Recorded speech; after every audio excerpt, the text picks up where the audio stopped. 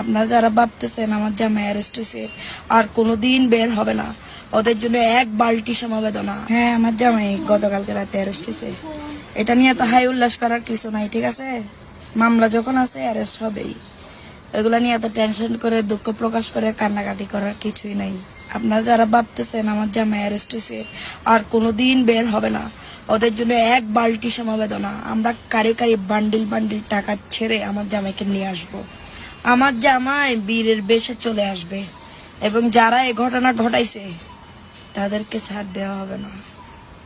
মাথায় রেখো, এতদিন আমরা পলাতক ছিলাম, এখন তোমরা পলাতক থাকার বেলা। এখন আমার জামাই আইনি প্রক্রিয়া শেষ করে আমার কাছে আসবে, তখন আমার খেলা শুরু হবে। খেলা মাত্র শুরু করছো তোমরা, শেষ করবো আমরা, ঠিক আছে?